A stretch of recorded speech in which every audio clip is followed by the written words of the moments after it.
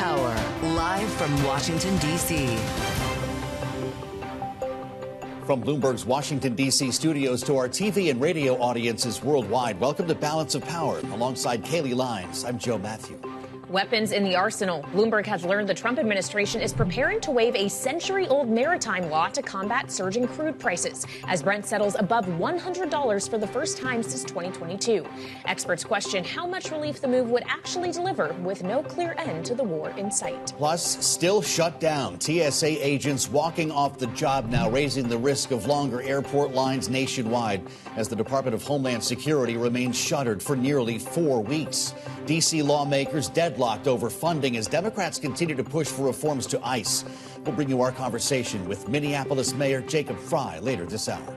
And showdown in the House. The Senate passes a bipartisan housing bill, setting up a showdown with the House over a provision limiting Wall Street's footprint in the housing market. Republican Congresswoman Beth Van Duyne of Texas joins us this hour to discuss that and more. But we begin tonight with the immediate moves the U.S. is taking to try to tame the oil market as Iran threatens new targets.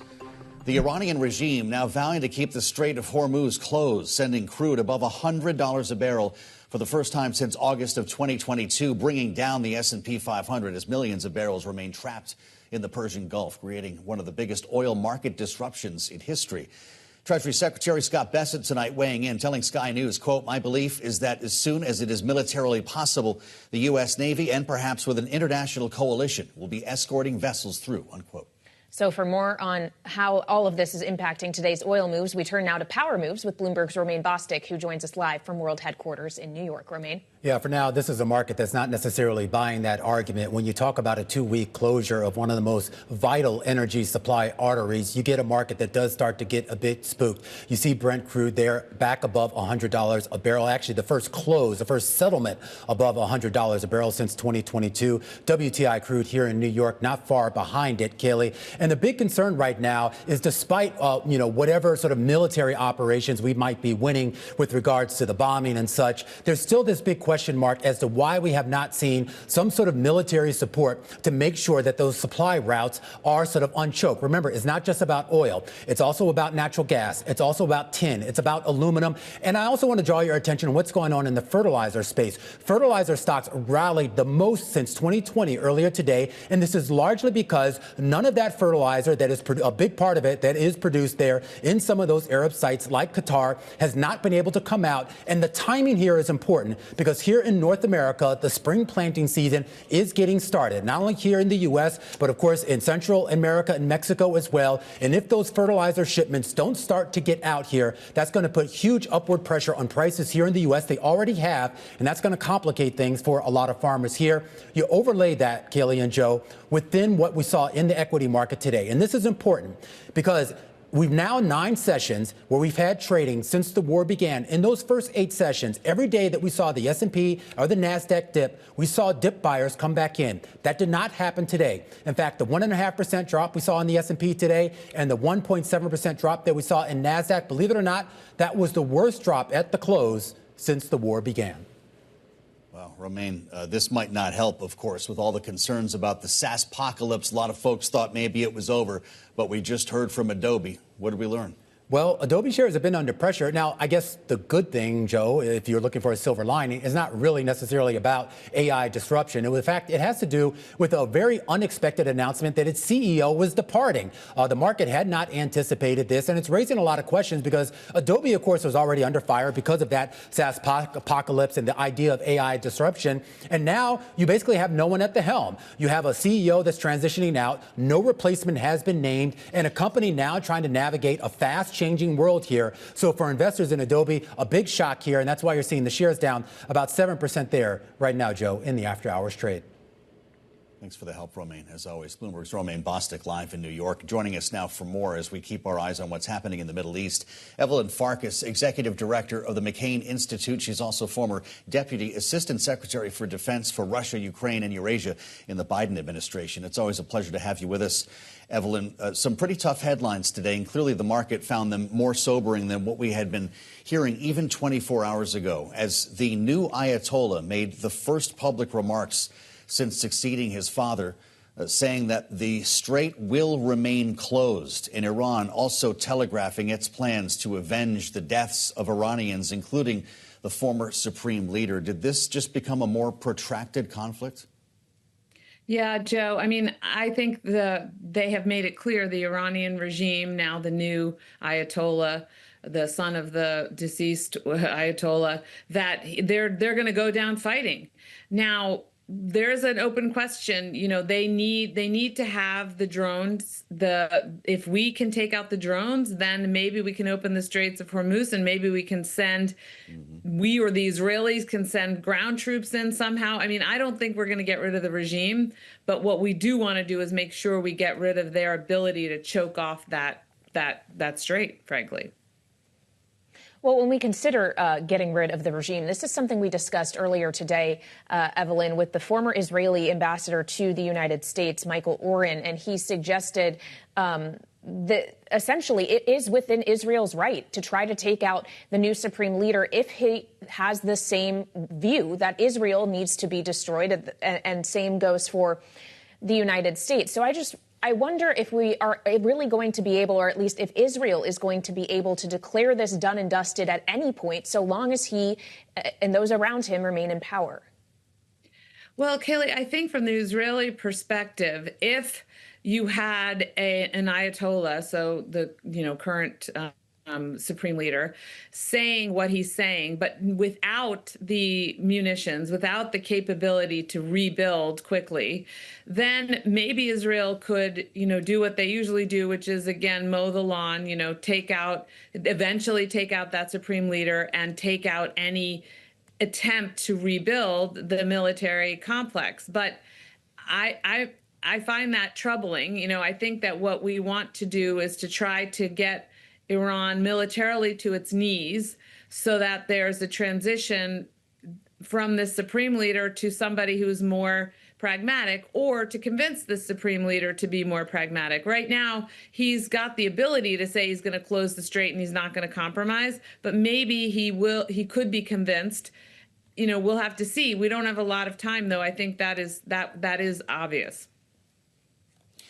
Evelyn, I want to talk to you about the cost of this war so far. We just learned in the first 6 days, the tab reached $11.3 billion, according to Bloomberg News, and that's based on Pentagon briefings to Congress. That's just the first week of the war alone. As we wait for a supplemental request from the White House that we realize could drop any day now, does that give you a sense of what the final number should be? We're hearing it's anything between 50 and $100 billion that the administration will need.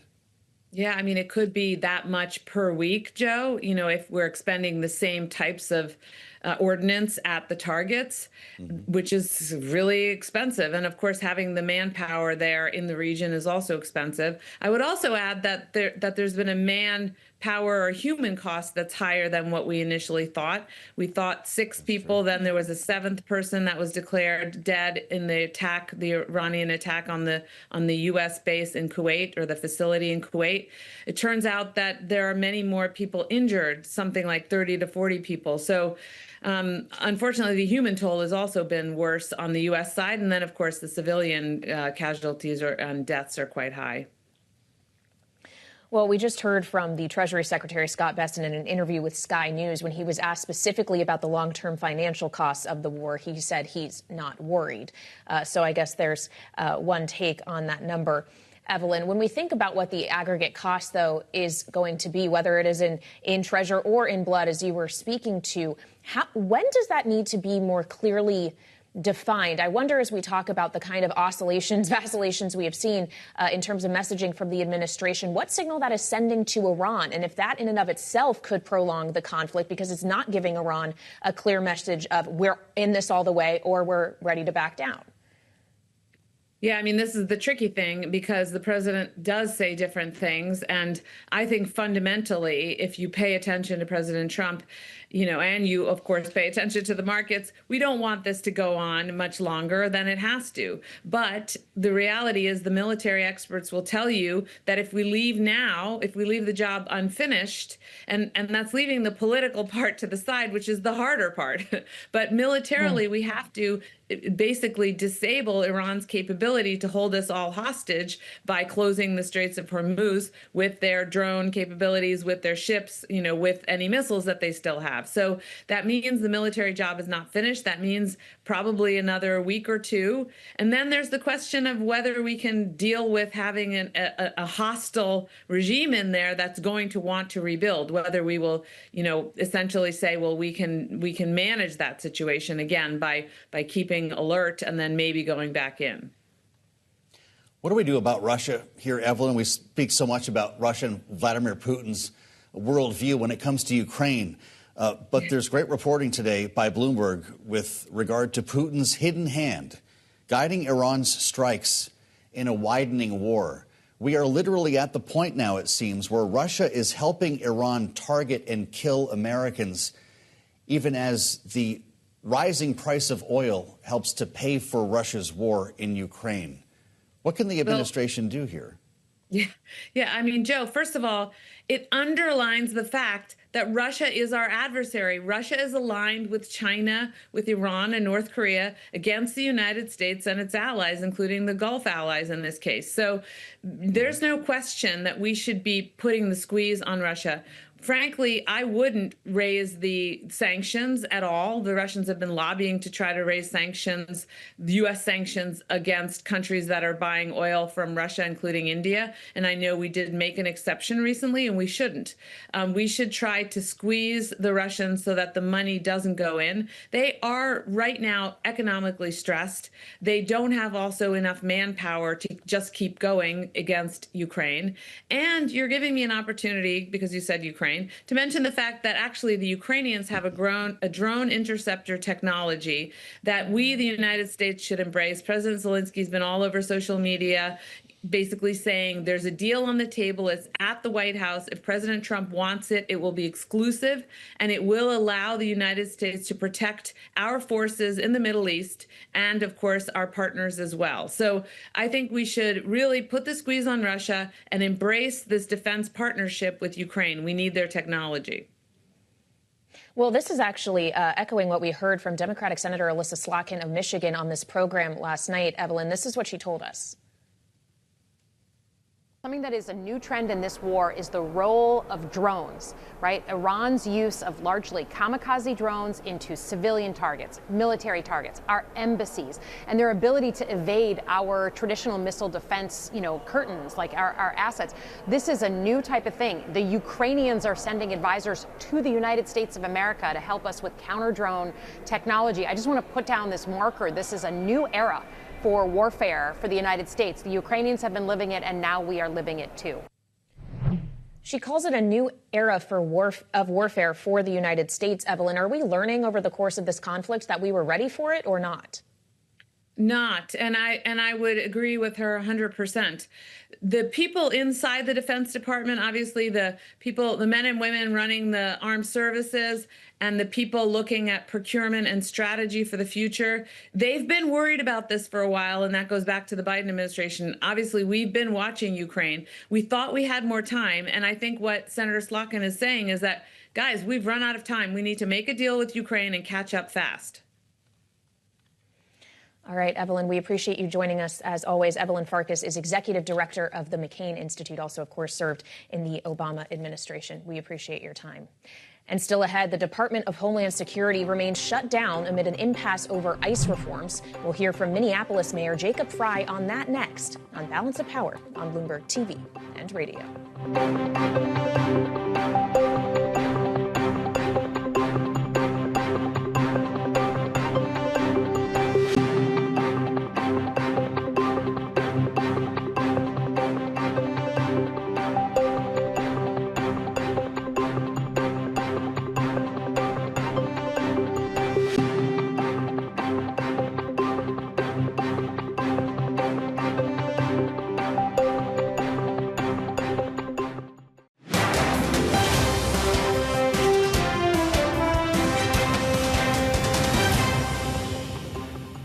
This is Balance of Power on Bloomberg TV and radio. Alongside Joe Matthew, I'm Kaylee Lyons. This is day 27 of the shutdown of the Department of Homeland Security, spurred by an impasse over reforms to immigration and customs enforcement in the aftermath of the 2 shooting deaths of American citizens by ICE agents in Minneapolis earlier this year. Today, we spoke to the city's mayor, Jacob Frey, about those reforms. But we began by asking him what it's like on the ground in Minneapolis right now. Minneapolis has obviously been through so much. We had constitutional violations take place on our streets. We had somewhere between 3,000 and 4,000 federal agents at times marching down the street indiscriminately, picking people up simply based on the fact that they're Somali or they're Latino or they look like they're Southeast Asian. And so just the fact that Operation Metro Surge has ended doesn't mean that Minneapolis has fully recovered. There are tales to an invasion like what we saw. And so while, ICE actions are dramatically down, the number of agents are now in the hundreds, 400 or so. I don't have a precise number as opposed to 3,000 or 4,000.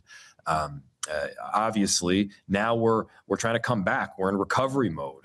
We're trying to support our small local businesses that have been hit so hard by this. And we've seen about $203 million worth of impact just in the month of January. And so we're looking for help from the state and federal governments, and we have our neighbors that are helping our neighbors like they've been doing all along. Well, Mr. Mayor, when we consider what has changed since the events in Minneapolis, obviously we have or will have a new Secretary of Homeland Security. Kristi Noem, of course, is out as of last week. You had a 2-word message for her on that news, good riddance. And I wonder what your message is now for the man who has been tapped to be her successor, Senator Markwayne Mullin. Yeah, well, I haven't had any conversations with the new secretary yet. That being said, the message doesn't change. The conduct that we've seen on our streets has been unconstitutional. What happened in Minneapolis should never happen again in any other city because it's not American. Of course, we are willing to cooperate with federal agencies when safety is the focus. When we're trying to catch violent criminals, prosecute crime, of course, we worked with federal agents. We always have. But we don't work with them around the enforcement of federal immigration law. It's not just a moral issue. It's also one around safety because we want people with all different documentation statuses to have the confidence that they can call 911 without the fear of getting deported themselves. And so the message hasn't changed. The message is the same. And what we've seen again in Minneapolis is regardless of what the federal government does, regardless of who the secretary is, we've got a mentality here in Minneapolis where we're going to stand up for each other. Well, of course, that message also is being echoed by Democrats here in Washington, who, of course, have allowed the Department of Homeland Security to shut down over an impasse over reforms to ICE. It has been several weeks now that this agency has gone without funding. And I wonder, given what we are now seeing, TSA agents missing paychecks, long lines at the airports, questions around if there's going to be potential threats to the American homeland as a result of the war ongoing with Iran. If you think it might be time for more compromise here, if the moment for getting big potential reforms to ICE specifically may have passed. I don't pretend to understand the full machinations of how Congress operates. I'm a mayor here. We fill potholes. We try to keep people safe and put up more affordable housing. And here's what I'll say. The reforms that are on the table are really freaking obvious. They're obvious. You know, you should have to get a judicial warrant to go in somebody's private residence. No, we shouldn't have these masked agents roaming around on our street because we need people to be able to decipher who they are. We don't want people to be copying and pretending to be law enforcement when they're in fact not. That's dangerous for everybody. We need everybody abiding by the United States Constitution. And so when you talk about the reforms that are being proposed, they're not wild reforms. They're not like way out there. And so obviously we need to get these done. ICE, in terms of its footprint, has increased dramatically, so much so that it's like larger than the FBI. Why is that? Of course, we want to work on safety. You know, And we've worked extensively with the federal government before. We've worked with the DEA and the FBI and the ATF to successfully drive down crime in Minneapolis. And we would gladly work with them again to do the same.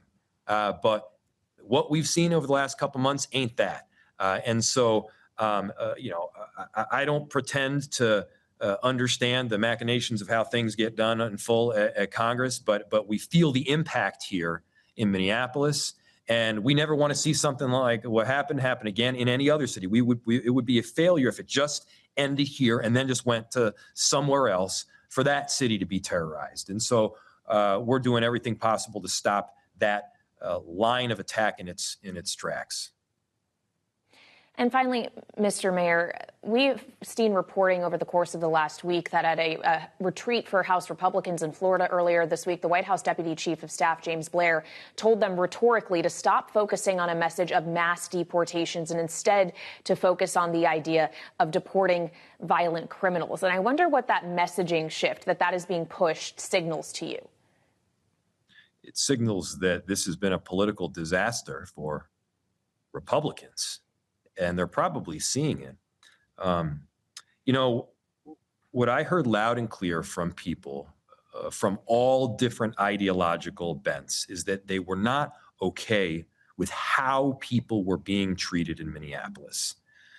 Nobody should be okay with a pregnant woman getting dragged through the street or a 4-year-old getting picked up for no reason at all and sent down to Texas away from his family. Nobody should be okay with someone who's worked for 30 years for the city of Minneapolis getting deported to a country where he's like never been before. It doesn't even understand, doesn't know the language, And so I think they've had to dramatically change their narrative. And, if the narrative is let's focus on violent criminals, okay, fine. I'm fine with focusing on violent criminals. But why does the focus then have to be where they're from?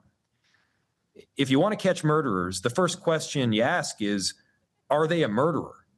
It's not what country were they born in. And so if we got a murderer on our street that is from Chicago or Ecuador or Germany or St. Paul or Minneapolis, I don't care where they're from.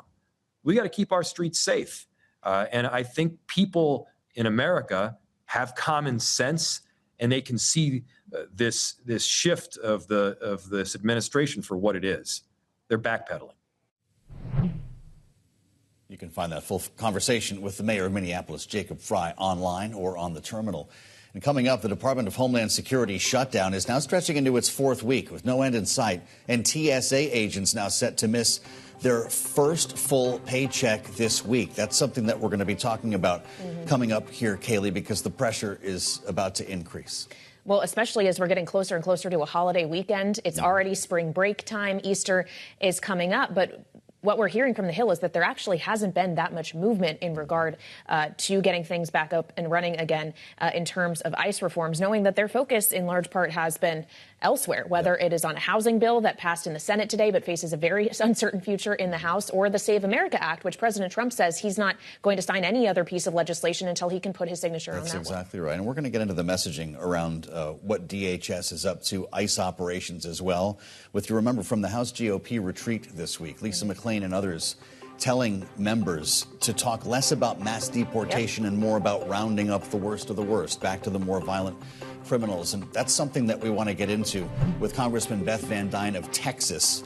She's going to be with us next year on Balance of Power to talk about that, the conflict in Iran, and much more, only here on Bloomberg TV and radio.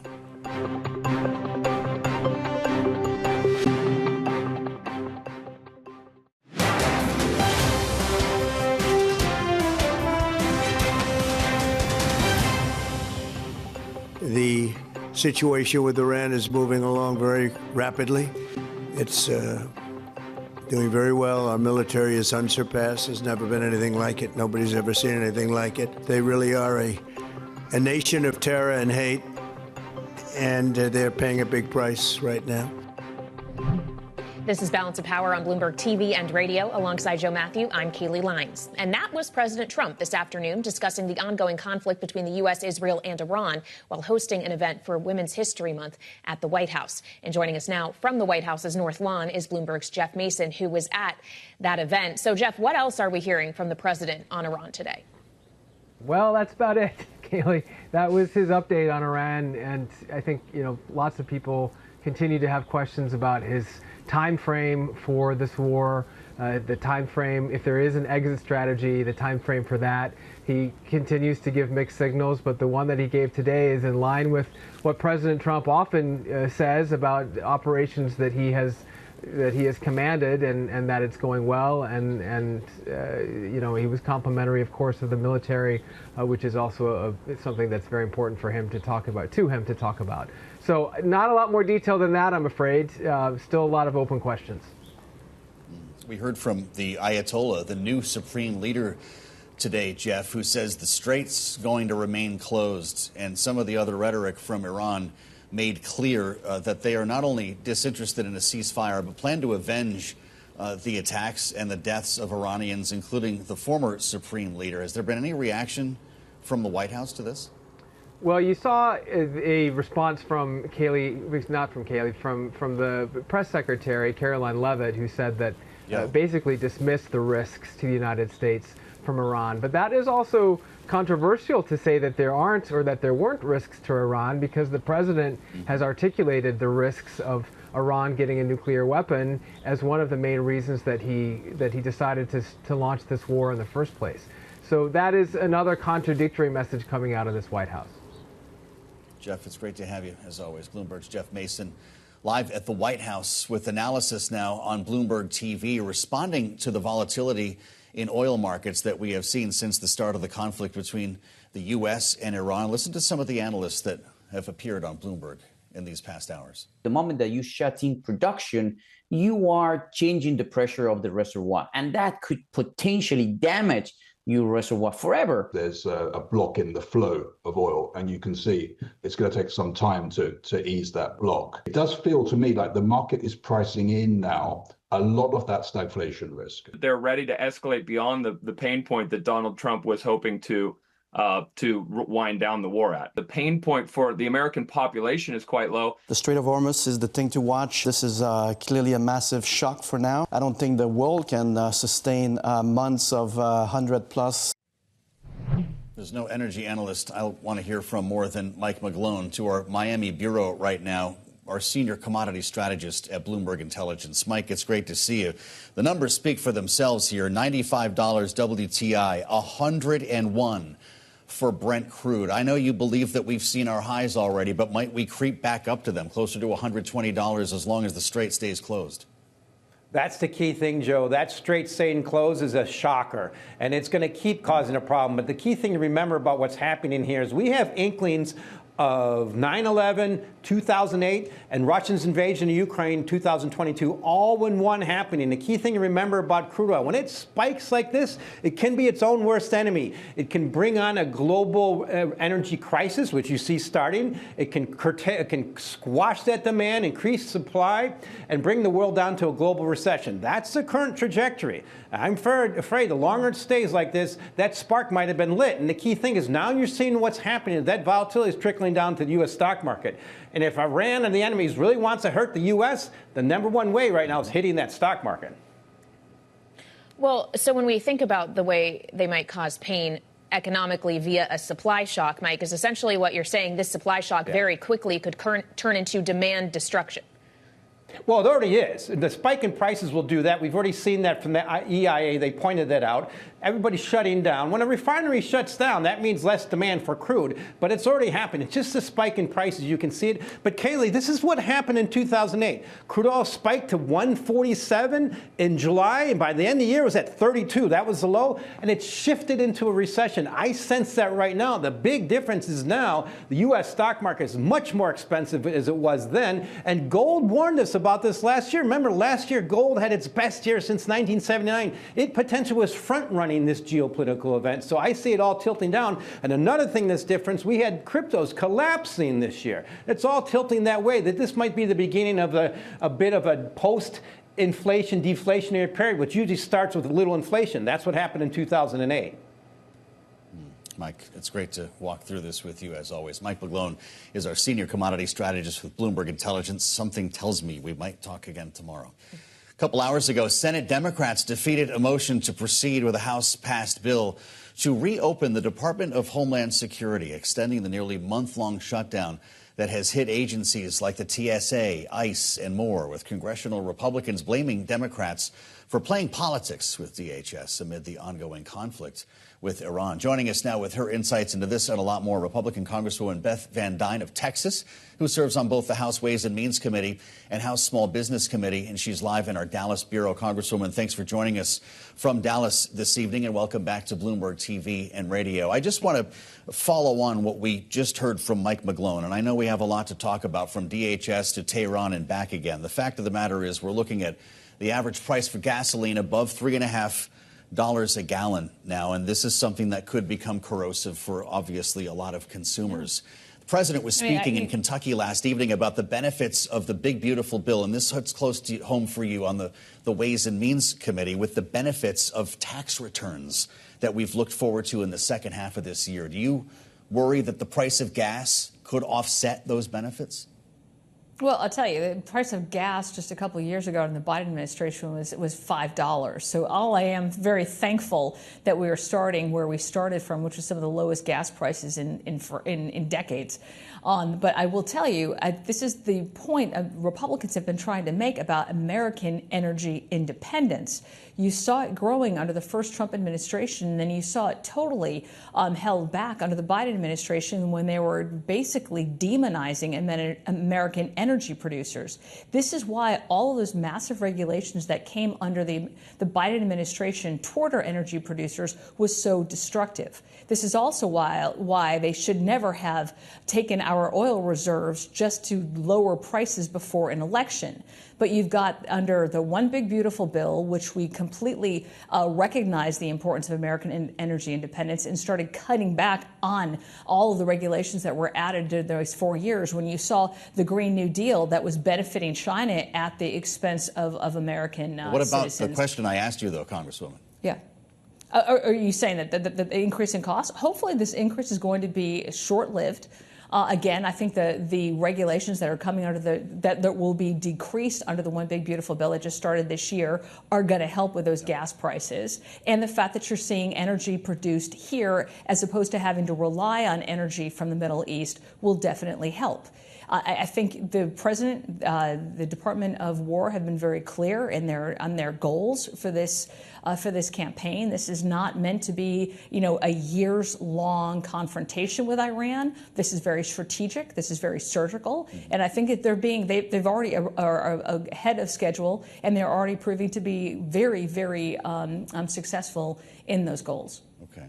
So you don't worry about gas prices eating into the benefits of tax returns, is what I was asking. Look, nobody wants to see higher gas prices. I don't want to see higher gas prices.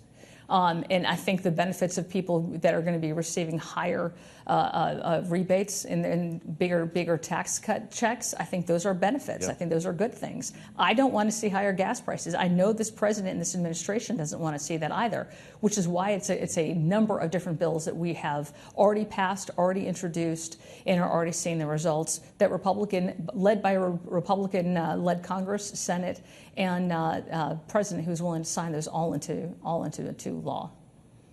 I'm curious your thoughts on the post the president made on Truth Social that I'm sure hits close to home in oil-rich Texas. He says the U.S. is the largest oil producer in the world by far. So when oil prices go up, we make a lot of money. More important, he says, stopping an evil empire from having a nuclear weapon and destroying the Middle East than high gas prices. I'm just curious about the first point that he made there. When oil prices go up, we make a lot of money. And that's got to hit close to home for a number of folks in your state. Is what's good for the landman good for all Americans? Well, you've got millions of jobs in the state of Texas that are directly and indirectly linked to the energy industry. That being said, again, we don't want to see higher gas prices for a number of reasons. It affects inflation, affects the economic growth, but Anybody who doesn't recognize the threat that Iran posed directly and indirectly to the United States is a fool. They have not been paying attention. This is a country who has already been at war with us for over 47 years. We saw proxy wars starting out all around the country that were killing our military, killing our citizens, and we're having rapid increases in prices just for those other wars and those other confrontations. This is something that every other president has talked about, that you've seen numerous Democrats fight against, but nobody's actually had the backbone until now to do something about. Again, this president has been very clear. They are talking weeks, months, not years. This is very strategic. It's very surgical. And they have a strategy that is working, is being very successful. And that's what I'm going to focus on. Of course, Congresswoman, this war is being fought against a backdrop of a shuttered Department of Homeland Security here at home, or when operating without funding. And I wonder, as we're seeing the lines pile up at the airports, these TSA agents going without pay, if we're getting closer to a time where compromise might actually be at hand. What compromise might you be willing to agree to when it comes to ICE reforms now that we're about 4 weeks into this shutdown? So the fact that they're even having conversations dealing with ICE reforms is, a little past the point. We've already passed the One Big Beautiful Bill, which funded ICE. What they're doing right now by not opening up and passing the appropriations for Homeland Security is you're actually affecting things like TSA. You're affecting the Coast Guard at a time when you're seeing increased threats to our homeland, where you may have cells, sleeper cells within the country that are not going to have the focus that they need from law enforcement because Homeland Security is not being funded. It's a ridiculous exercise by Democrats. They're doing it mainly to be able to protect criminal illegal aliens that are in their districts because they want to maintain population to keep those districts. They are playing political suicide. It is not a working strategy. It is absolutely not the safest thing for their citizens. It's dangerous, and not to mention just the inconvenience. You saw Houston Hobby. They had 4.5-hour-long time waits because TSA agents have had to go now months without a paycheck in the last 6 months. Merely because Democrats are playing political theater. You have the Senate right now. We have already passed the appropriations bill a number of times through the House. It is in the Senate. They need to bring it up for a vote. They continue to do so. You see Democrat voting against making sure that Homeland Security has the resources that it needs to be able to protect our citizenry. Well, something else you passed in the House, Congresswoman, was the Save America Act, which, of course, is now in the Senate. But the president wants changes to even the House-passed bill. He wants it now to include provisions about men and women's sports, ending gender reassignment surgery for children. This was already going to be a heavy lift in the Senate. Is he making this an impossible task? Look, I understand why he wants to have the Save America Act passed. I agree with him. We want to make sure that this issue, which is, supported by the vast majority of Americans, protects our elections. Everybody wants to think that people who are here legally have an opportunity as American citizens to be able to vote and do their constitutional obligation. I think that is a good thing. I think that's a strong thing. This president is a president of action. He wants to see as much of his bills passed as possible. He wants his executive orders codified. I agree with those policies that are strong. We need to codify them, which is why I'm supportive of having a second reconciliation bill. I think that the first one, the One Big Beautiful Bill, had so much positive benefits in it that the American people are just now starting to realize. But while we have the majority in the House, while we have the majority in the Senate, and while we have a president who will sign those into law, we need to be working on that bill. All right, we're chalking one more up for reconciliation. Congresswoman, thank you for joining us. Republican Beth Van Duyne of Texas, live from our Dallas bureau on Balance of Power. Coming up, FBI Director Kash Patel is confirming UFC fighters will train FBI agents this week. We'll bring you those details and get into the octagon with our political panel next on Balance of Power on Bloomberg TV and radio.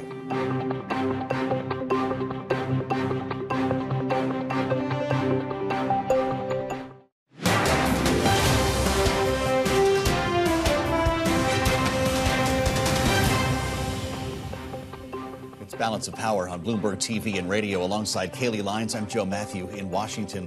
In tonight's Power Brief, a man was killed after ramming his vehicle into the front doors of a synagogue in suburban Detroit today, opening fire, setting off an exchange of gunfire with security officers and a large police response. According to authorities, officials briefed the press, saying a vehicle drove into Temple, Israel in West Bloomfield, breaching the entrance before security personnel engaged the suspect with gunfire. No children or staff members inside the synagogue were injured. One member of the security team was struck by the vehicle and taken to the hospital for treatment. The suspected shooter was killed. A federal judge in Maryland has issued a temporary restraining order pausing the construction of an immigration detention center in the state. The judge ruled that the federal government likely failed to comply with an environmental law by not examining the environmental impact of the planned detention center. Federal immigration officials have planned to begin operating the facility next month, with the potential of housing up to 1,500 detainees that are facing deportation. Since the beginning of the year, U.S. Immigration and Customs Enforcement has spent nearly $700 million on the purchase of at least 7 industrial buildings with the aim of converting them into detention centers. And today, FBI Director Kash Patel announcing that the Ultimate Fighting Championship, the UFC, will soon host a training seminar for those who want to become special agents. The seminar is expected to take place this weekend at the FBI's Academy in Quantico, Virginia. The UFC's CEO Dana White has been a vocal supporter. Of course, President Trump spoke at the convention, previously attended a UFC fight himself, the president. In June, the UFC is expected to host an event on the White House lawn, which coincides with the president's 80th birthday. They say 80,000 people will be on the ellipse with a special octagon built for the South Lawn. We'll see where Jake Paul shows up in this story. He got the president's endorsement last night. Joining us now, our political panel. Dare we talk about this with Bloomberg Politics contributor and Democratic strategist Adam Hodge. He's managing director at Bully Pulpit International. And great to introduce Republican analyst Erin McGuire, strategist at Axiom Strategies. Welcome to our conversation, Erin. It's great to have you. And Adam, good to see you back. We'll get to the UFC at some point here if we have time. But I'll tell you, this is an interesting political moment with a president who we didn't see too much of today. House is out of town, and now dragging into a 27th day of a DHS shutdown and a war that at least the market seems to be preparing for, lasting longer than we might have even thought 24 hours ago. How perilous is this moment for an administration with a new Ayatollah who says the Strait will remain closed? This is a very difficult moment for the president and for unified Republican leadership, because that's what the American people are seeing right now. You have Republicans leading the Senate, the House, and the White House. So the buck stops there. Prices going up because of this war in Iran, that is counter to the entire message Republicans want to drive into the midterms about affordability. You had, Representative Beth Van Duyne on earlier talking about the one big beautiful bill and how tax cuts went through. They're not going to be able to message on that right now because they're not only in the middle of a shutdown over DHS, which at this point, I don't know how much more Democrats can get in that fight that they don't already have. That Kristi Noem's out, Mark Wayne Mullen's on his way in. That's a member they respect. That's a fight they're about to lose. But the Iran fight is one that Republicans are about to lose because the messaging is all over the place. And when you tie that with cost to the American people, this is a very difficult moment. Well, so on cost, Erin, just quickly, when the president comes out on social media today and says, I don't care as much about high oil prices as I do about defeating Iran's nuclear program, or actually we're going to make money from this. That's the antithesis of helpful, is what you're saying. Well, it's classic President Trump.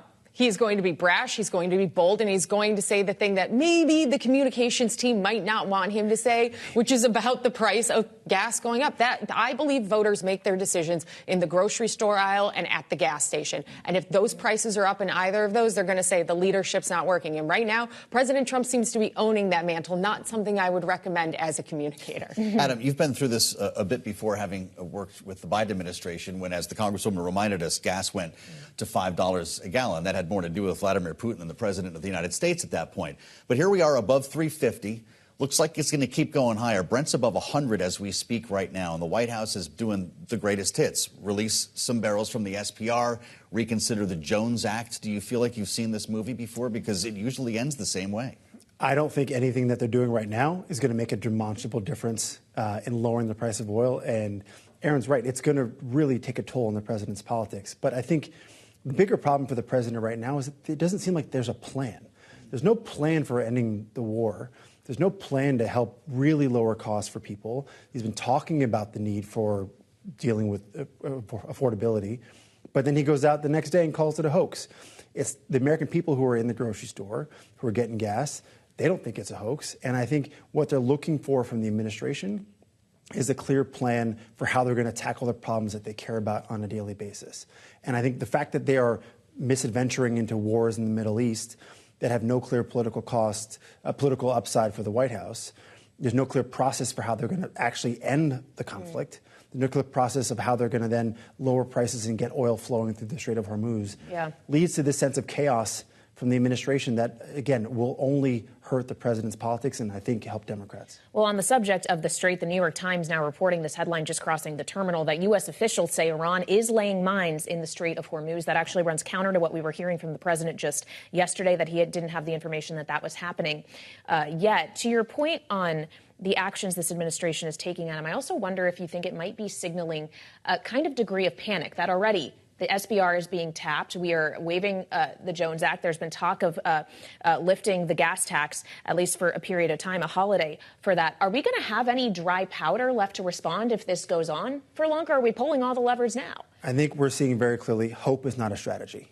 Right? And I remember when I was in the administration at the National Security Council, there's a reason why you ran a deputies process. There's a reason why you had principals meetings. There's a reason why you had then meetings with the president, because you thought through all the different issues that you had that the president could have to deal with each conflict. With Ukraine, when it was, I know people may criticize, but we thought through the process because the process matters. It leads to proper results. There's no process in the administration right now. They're hoping that things work out. But again, I don't think hope is a credible strategy for the White House. Aaron, what do you think when you see a headline like that?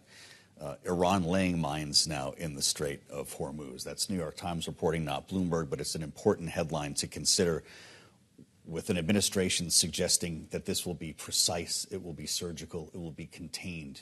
This is difficult to contain. This is difficult to contain, and this is why we've already seen these bombs making headlines now. Everybody kind of knew this kind of stuff was already happening because vessels weren't willing to cross through the strait at this point. And it's very difficult guerrilla-style warfare that they're facing. I mean, it's people going out in rowboats and dropping bombs right now in the middle of the night to try and blow these up. And the president floating insurance, being able to cover these vessels, that's great, but not if you're the captain on that vessel. It's great for the owners of the vessels. It's great for the oil companies, but it's not great for the crew on the vessel, because if the boat still gets blown up, they're not there anymore. Yeah. So that's why you're looking at this huge logjam right now. And so to see Iran continue to be a nefarious, unpredictable actor, again, should have been anticipated, should be something that should have been planned ahead for, because this is, as we've seen for 47 years, an actor who is unafraid to be as unequivocally aggressive as they feel necessary. And so the president right now needs to be clear on message, clear on strategy. And while he might be able to whiplash back and forth and Republicans stay in lockstep with him on whether it's toppling the regime, whether it is oil, whether it is, removing the Ayatollah, if you don't have a clear message, the rest of the country who aren't solid Republican voters are going to say, what in the world are you doing? My gas has gone up 80 cents in a week. And that is a very big, real outcome for the American people who already feel their paychecks have not gone far enough for them. All right, Aaron McGuire and Adam Hodge, thank you both for joining us, our political panel this evening. And of course, for more coverage of the ongoing war with Iran, check out the Washington Edition newsletter on the terminal and online. Well, much to catch up on, and we'll meet you back here tomorrow. Thanks for joining us on Balance of Power alongside Kaylee Lyons. I'm Joe Matthew. This is Bloomberg.